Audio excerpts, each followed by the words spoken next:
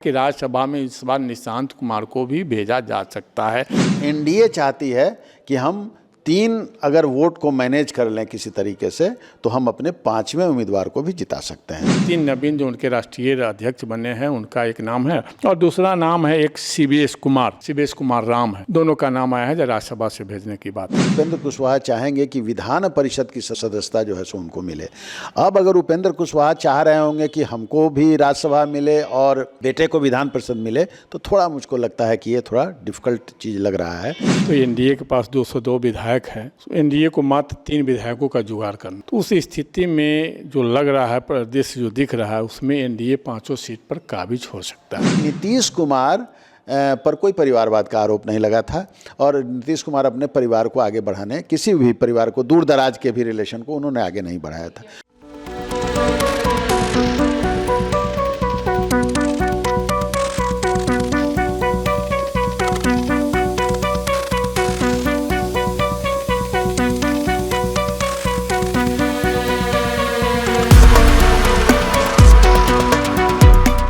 नमस्कार, first look Bihar में मैं निशा श्री आप तमाम दर्शकों का स्वागत करती हूं, जहां हम आपको दिखाते हैं खबरें जो जानना जरूरी है। और इस बार जब विधानसभा के जब चुनाव हो रहे थे या फिर उससे पहले लोकसभा के भी चुनाव हो रहे थे तो विधायक गण या फिर जो सांसद गण है उनकी तरफ से एक लतीफे बड़े सुनने को मिलते थे कि राज्यसभा में सीटें चाहिए, इसलिए जो है वो अमुक पार्टी के लोगों का जीतना ज्यादा जरूरी है। तो अब आ गई है राज्यसभा के चुनाव की भी बारी। सीट सदस्यता जब समाप्त होती है तो उसके बाद उन सीटों को भरा जाता है। राज्यसभा कभी भी बंद नहीं होती है, इतनी बातें तो हम और आप जानते ही हैं। लेकिन अभी दोबारा से राज्यसभा चुनाव की जब बात आ रही है, सीटों को भरने की बात आ रही है, तो 5 सीटें जो हैं वो बिहार के लिए हैं और इसमें अब फिर से चुनाव की जो गहमागहमी है वो शुरू हो गई है। क्या है माहौल, कौन कौन है उम्मीदवार, इस बारे में बताने के लिए हमारे साथ स्टूडियो में उपस्थित हैं हमारे राजनीतिक विश्लेषक प्रोफेसर अरुण कुमार सिंह और हमारे साथ हैं वरिष्ठ पत्रकार रविंद्र कुमार सिंह। सबसे पहले प्रोफेसर अरुण कुमार सिंह जो हमारे साथ हैं वही बताएंगे कि क्या है माहौल और उम्मीदवारों की लिस्ट में कौन कौन है। डी फार्मा स्टूडेंट्स अब हो जाइए तैयार, आपके लिए है बहुत अच्छी खबर कि अब केवल डी फार्मा स्टूडेंट्स को ही मिलेगी फार्मासिस्ट की जॉब। तो ये कोर्स करने के लिए आपके पास है 2 चॉइसेस।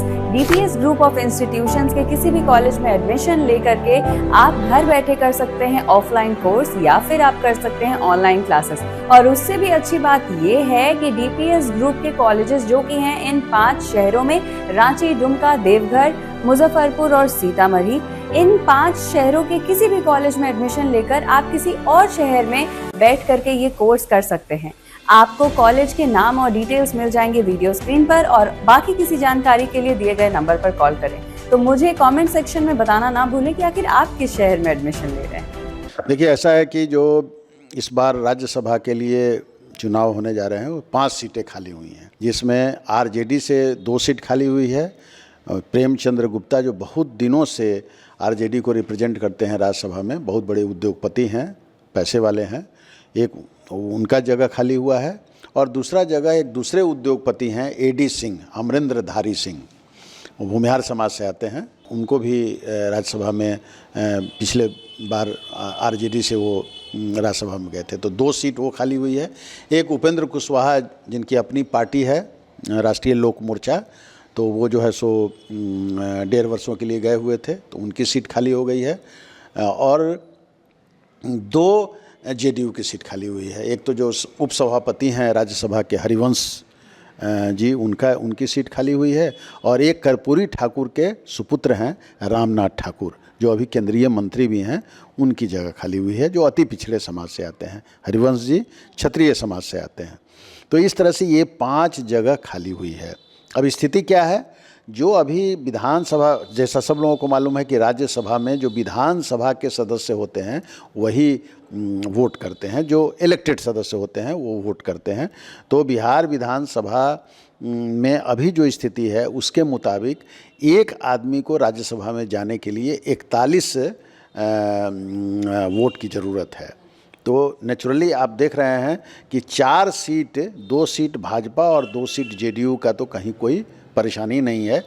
लेकिन 4 सीट के बाद भाजपा के पास 38 उसके पास बच जाते हैं, यानी उसको अब सिर्फ 3 और लोगों के वोट अगर उसको मिल जाए तो 5वें कैंडिडेट को भी एनडीए जिता ले सकती है। अब आप इधर अगर आएंगे तो इधर आप देखेंगे कि 35 जो है वो महागठबंधन की सीट है, 25 आरजेडी है उसमें, और लेफ्ट वगैरह मिला के इधर 10 सीट और है उसका, तो 35 सीट है। तो मतलब कहने का मतलब यह है कि इनको 6 लोगों की ज़रूरत है, और 6 लोग बचे कौन हैं? तो AIMIM जो ओवैसी की पार्टी है उसके 5 लोग चुनाव जीते हुए हैं और एक बसपा का उम्मीदवार चुनाव जीता हुआ है। तो ये 6 अगर चले आवें तब जाके महागठबंधन का कोई उम्मीदवार चुनाव जीत सकता है, ये स्थिति बनी हुई है। तो इसलिए इस बार एनडीए चाहती है कि हम 3 अगर वोट को मैनेज कर लें किसी तरीके से तो हम अपने 5वें उम्मीदवार को भी जिता सकते हैं। अभी तक महागठबंधन ने अपने पत्ते नहीं खोले हैं, कई नामों की चर्चा चल रही है। कभी कभी ये भी चर्चा चल रही है कि एडी सिंह को एक बार फिर से उतारा जाएगा, क्योंकि एडी सिंह बहुत पैसे वाले लोग हैं, तो वो जो 5-6 वोट्स की कमी है उसका वो जुगाड़ एडी सिंह करेंगे। प्रेम गुप्ता भी बहुत पैसे वाले आदमी हैं, लेकिन प्रेम गुप्ता को ऐसा सुनने में आया है कि आरजेडी झारखंड भेज के, और झारखंड से उनकी बातचीत चल रही है कि झारखंड उनको भेजना चाहते हैं और झारखंड से उनको राज्यसभा में भेजना चाहते हैं। जो प्रेम गुप्ता एक तरह से आरजेडी के फाइनेंसर हैं बहुत बड़े। तो लेकिन एक चर्चा अब इधर ये भी आने लगी है, एक भारी भरकम कैंडिडेट को देने के लिए क्यों नहीं जो है सो तेजस्वी यादव को कैंडिडेट बनाया जाए। और जैसा कि आप लोग को मालूम है कि जो कार्यकारिणी जो पार्लियामेंट्री बोर्ड की मीटिंग हुई उसमें ऑथराइज कर दिया गया है लालू यादव जी को और तेजस्वी यादव को कि यही लोग डिसीजन लेंगे। तो एक हो सकता है कि तेजस्वी यादव अपना जो है सो एक अखिल भारतीय छवि बनाने के लिए राज्यसभा में जा सकते हैं, ऐसी संभावना हो सकती है। तो राज्यसभा से वो खड़े राज्यसभा के लिए हो सकते हैं। तो ये अभी तक की जो स्थिति है वो ये बन रही है। तो ये आपने अभी तक की जो स्थिति है बिहार के जो 5 सीटें हैं राज्यसभा के लिए उनके बारे में आपने जाना। अब हम बढ़ते हैं हमारे वरिष्ठ पत्रकार रविंद्र कुमार सिंह की तरफ और उनसे जानते हैं कि उनको क्या लगता है कि राज्यसभा में ये जो 5 सीटों का जो चुनाव होना है दोनों पार्टियों की तरफ से, जो महागठबंधन है या फिर एनडीए, इसमें किसका पलड़ा भारी होता दिखाई दे रहा है? किसके कैंडिडेट्स में कौन आने? देखिए, स्पष्ट रूप है जो विधायकों की गणना के ऊपर है तो एनडीए के पास 202 विधायक हैं, एनडीए को मात्र 3 विधायकों का जुगाड़ करना है। तो उस स्थिति में जो लग रहा है परिदृश्य जो दिख रहा है उसमें एनडीए 5 सीट पर काबिज हो सकता है। ठीक है, महागठबंधन भी अपना प्रयास करेगा, राजद की तरफ से प्रयास है क्योंकि संख्या बल में राजद ही 25 सीट पर है और उनके कांग्रेस से 6 सीट पर है और जो दल है उनको 1-2 सीट करके है। उस स्थिति में निश्चित रूप से यह दिख रहा है कि एनडीए 5 सीट पर अपना कब्जा जमा सकता है। अब एनडीए में भी अब खेल चल रहा है। एनडीए में बात यही चल रही है कि एनडीए में 5 सीट पर जदयू 3 सीट लड़ेंगे या 2 सीट लड़ेंगे, क्योंकि सीट के आंकड़ों में भाजपा ज़्यादा है एनडीए से, मतलब जदयू से कुछ ज़्यादा सीट है भाजपा को। उस स्थिति में क्या हो सकता है, वैसे जो चर्चाएं में हैं, बड़े बड़े चैनल वाले हैं, मीडिया वाले जो हैं, वो लोग पहले ही से नाम एक तरह से क्लियर कर चुके हैं कि जदयू से अमुक अमुक उम्मीदवार तय माने जा रहे हैं। लेकिन मुझे लगता है कि उसमें जो नाम मीडिया में अभी उछल रहा है उसमें संदेह है, अभी जदयू कोई निर्णय नहीं लिया है। हाँ, भाजपा की तरफ से जो देखने को मिल रहा है, भाजपा का जो लिस्ट जारी हुआ उसमें नितिन नवीन जो उनके राष्ट्रीय अध्यक्ष बने हैं उनका एक नाम है और दूसरा नाम है एक सीबीएस कुमार राम है। दोनों का नाम आया है जो राज्यसभा से भेजने की बात है।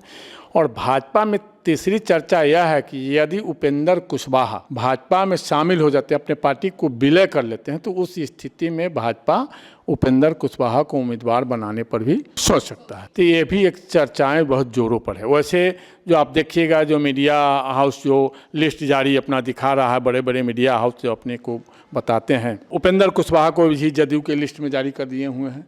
रामनाथ ठाकुर तो ठीक है, जो रामनाथ ठाकुर कर्पूरी ठाकुर के बेटा हैं, जो कर्पूरी ठाकुर जननायक के नाम से जाने जाते हैं, उनके लड़के हैं, इसलिए वोट बैंक के हिसाब से, और 2 बार पहले वो राज्यसभा रह चुके हैं, तीसरी बार उनको राज्यसभा जाने की बात है। तो रामनाथ ठाकुर जी की बात को हम लोग मान सकते हैं जो एक फाइनल जदयू में हो सकता है।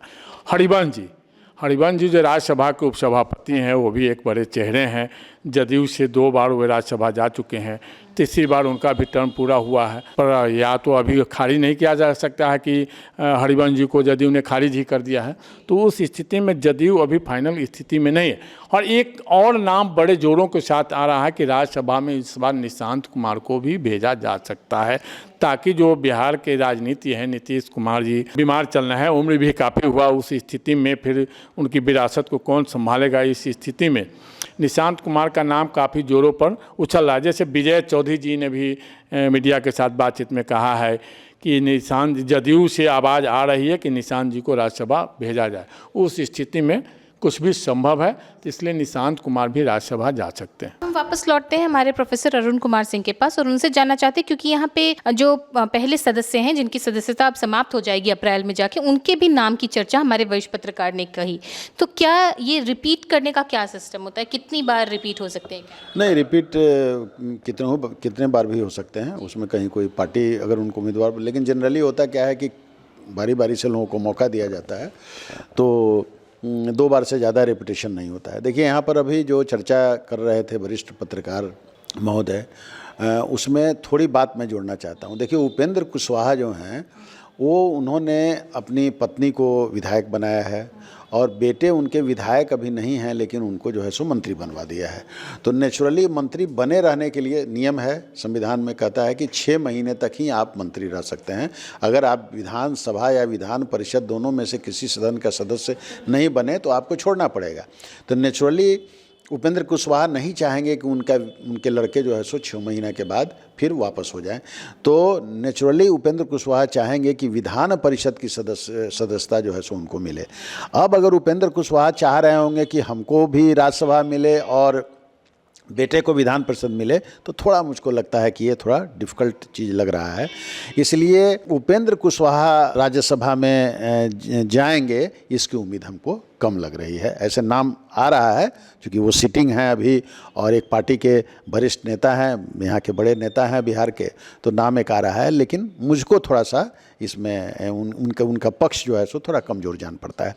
देखिए, रामनाथ ठाकुर जो हैं वो अति पिछड़ा समाज के प्रतीक हैं। जेडीयू में कर्पूरी ठाकुर के लड़के हैं और कर्पूरी ठाकुर ने अपने जीवन काल में अपने किसी पुत्र को राजनीति में आगे नहीं बढ़ने दिया। रामनाथ ठाकुर को टिकट देने की बात बहुत पुरानी बात चली, लेकिन कर्पूरी ठाकुर ने साफ कह दिया कि ये काम मैं नहीं करूँगा, मैं कभी भी जो है सो अपने परिवार के लोगों को आगे नहीं बढ़ाऊँगा। तो कर्पूरी ठाकुर के देहांत के बाद रामनाथ ठाकुर राजनीति में आए हैं और अभी मंत्री भी हैं। तो मुझको ऐसा लगता है कि जेडीयू कभी रिस्क नहीं लेगी, क्योंकि जेडीयू का आधार है अति पिछड़ा वोट बैंक। तो इसलिए रामनाथ ठाकुर को निश्चित रूप से रिपीट किया जाएगा। भारतीय जनता पार्टी भी इसको चाह रही है होगी कि कर्पूरी ठाकुर के पुत्र हैं, उनको जो है सो आगे बढ़ाया जाए। तो इस तरह से रामनाथ ठाकुर का तो बिल्कुल क्लियर है। अब कुछ नाम और आ रहे हैं, जैसे एक तो उन्होंने चर्चा की निशांत कुमार। तो निशांत कुमार में फैसला लेना है। जेडीयू में कहीं किसी को एतराज़ नहीं है, भाजपा को भी कोई एतराज़ नहीं है। एतराज़ कहाँ है? तो अभी तक नीतीश कुमार पर कोई परिवारवाद का आरोप नहीं लगा था और नीतीश कुमार अपने परिवार को आगे बढ़ाने, किसी भी परिवार को, दूर दराज के भी रिलेशन को उन्होंने आगे नहीं बढ़ाया था। तो अब उनको डिसीजन लेना है कि निशांत कुमार का नाम वो आगे करेंगे कि नहीं करेंगे। तो नेचुरली अगर निशांत कुमार का नाम आगे हो जाता है तो बात खत्म हो गई, एक रामनाथ ठाकुर और दूसरे ये हो जाएंगे। अब रह गया कि और भी नाम ऐसे जेडीयू में है, जैसे मनीष वर्मा का नाम है। उसके बाद फिर बहुत लोग, भोला सिंह का नाम, भोला सिंह जो किंग महेंद्र के भाई हैं, उनका नाम भी है। वो भी काफ़ी फर्मा क्षेत्र के बहुत बड़े जो है सो प्लेयर हैं वो, तो उनका भी नाम आ जाता है, क्योंकि बहुत बड़े फाइनेंसर भी वो जेडीयू के होते हैं। तो इस तरह से ये सब नामें, कई नामें चल रही हैं, लेकिन इसमें ये है। अब रह गई 5वें सीट की बात। तो 5वें सीट का जो मामला है उसमें उपेंद्र कुशवाहा का भी नाम आ सकता है, बशर्ते कि जैसा कि आपने कहा कि उपेंद्र कुशवाहा के सामने निश्चित रूप से ये बात रखी गई होगी कि वो जो है सो या तो जेडीयू या भारतीय जनता पार्टी में विलय कर दें, तब जो है सो उस हिसाब से वो अपने एक्स्ट्रा वोट्स जो हैं भारतीय जनता पार्टी और उसके उस वोट्स को जो है सो दिया जा सकता है, ऐसी बात हो सकती है और उसमें उनका नाम आ सकता है। देखिए, हरिवंश जी का जेडीयू से तो अच्छा संबंध ही है, तब तो जेडीयू ने 2-2 बार उनको राज्यसभा में भेजा है, लेकिन इधर भारतीय जनता पार्टी के साथ भी उनका संबंध काफ़ी अच्छा हुआ है। लेकिन भारतीय जनता पार्टी ने अभी जो नाम घोषित किए हैं उसमें जनरली भारतीय जनता पार्टी अपने अध्यक्ष को राज्यसभा में रखती है, इसलिए कि उसको पूरे देश का भ्रमण करना पड़ता है और राज्यसभा का सदस्य होने से उसको इसमें सुविधा होती है। उसको दिल्ली में ऐसे पार्टी का जो अध्यक्ष है उसके नाते उनको मकान वगैरह मिल सकता है, लेकिन राज्यसभा में हो जाने के कारण वो इत्मीनान से पूरे देश की राजनीति भारतीय जनता पार्टी की कर सकेंगे। इसलिए नितिन नवीन का नाम जब घोषित हुआ है तो हम लोगों को कोई आश्चर्य नहीं हुआ है। हाँ, दूसरा नाम जो है वो निश्चित रूप से महत्वपूर्ण है, हाँ, शिवेश राम है। शिवेश कुमार लिखा गया है, लेकिन दरअसल वो राम है, वो मुनीलाल राम, जो सहस्राम से कई बार सांसद रहे हैं। वो आईएएस थे, वो वहाँ से जब सेवानिवृत्त हुए या शायद उन्होंने इस्तीफ़ा किया और उसके बाद वो भारतीय जनता पार्टी की तरफ से वो हुए, उनके पुत्र हैं। लेकिन ये राष्ट्रीय स्वयंसेवक संघ से जुड़े हुए हैं शिवेश राम, और बहुत बड़े दलित चेहरा हैं, इनके पिताजी का भी दलित चेहरा है। तो नेचुरली जो है सो एक समीकरण को साधने का प्रयास भारतीय जनता पार्टी ने किया है और इसलिए उनको जो है सो आगे बढ़ाया है। ठीक है, तो इन सारे नामों पर एक कंक्लूडिंग स्टेटमेंट के लिए चलते हैं हमारे वरिष्ठ पत्रकार के पास, और वो कितना सहमत है इस पूरे एनालिसिस से, अब एक बार आप देखिए, अभी जो राज्यसभा का चुनाव हो रहा है तो अभी 2026 में करीब 70 सीट का चुनाव होना है राज्यसभा का, और अभी तत्काल 37 सीटों पर मतलब हो रहा है अन्य स्टेट को मिला करके, जिसमें बिहार में 5 सीट का। हम लोग अभी तत्काल बिहार की बात कर रहे हैं। तो जैसे हमारे जाने माने राजनीतिक विश्लेषक प्रोफेसर अरुण कुमार सिंह बताए हैं कि एक मनीष वर्मा का भी नाम है। तो मनीष वर्मा के बारे में बता दें, मनीष वर्मा के बारे में एक समय था, बीच में चर्चा थी कि मनीष वर्मा ही नीतीश कुमार की विरासत को संभालेंगे, बड़ी जोरों से चर्चा थी, और मनीष कुमार बिहार का दौरा भी शुरू कर दिया। लेकिन ऐसा नहीं हुआ। जब मनीष कुमार से उनकी दूरी, अभी भी नीतीश कुमार के करीबी माने जाते हैं मनीष कुमार। और नीतीश कुमार के बाद वैसे तो चर्चा में है, जदयू से लोग यह चाहते हैं, जदयू के जितने भी राजनीतिज्ञ हैं उनकी कोशिश है कि निशांत कुमार को ही आगे लाया जाए। अगर निशांत कुमार पर सहमति जताते हैं नीतीश कुमार, तो निश्चित रूप से निशांत कुमार भी इस बार राज्यसभा जा सकते हैं। यदि अगर नीतीश कुमार नहीं सहमति जताते हैं तो मनीष कुमार के नामों की भी चर्चा जोरों पर हो रही है। हालांकि यह अभी तय है कि जदयू ने अभी अपना नाम कोई तय नहीं किया। भाजपा ने तो नाम तय कर दिया है, लेकिन जदयू ने अपना नाम अभी तय नहीं किया है। और जो उपेंद्र कुशवाहा के बारे में इसलिए हमने चर्चा किया कि उपेंद्र कुशवाहा चाह रहे हैं जो हमको राज्यसभा भेजा जाए, तो उसमें शर्त रखा गया कि आप पार्टी में विलय कर जा सकते हैं तो आप पर हम सोच सकते हैं, और ऐसे जैसे नहीं, क्योंकि उनके ठीक है बताए हैं जो बिना कोई सदन के सदस्य रहे, जैसे उनके पुत्र को मंत्री बना दिया गया है, तो उनके लिए भी विधान परिषद का सदस्यता चाहिए ही, तो वो भी चाहिए। और ये अगर जाते हैं तो इनको कैसे मिलेगा जब तक तो पार्टी में विलय नहीं करेंगे। उस स्थिति में पार्टी सोच रही है, और उपेंद्र कुशवाहा के बारे में चर्चा है कि दिल्ली पहुंच भी गए हैं, उन्हें गृह मंत्री से बातचीत शुरू भी हो गई है इस शर्तों पर। आगे तो पार्टियों को तय करना है क्या करेगी। तो ये थी तमाम बातें अभी तक की।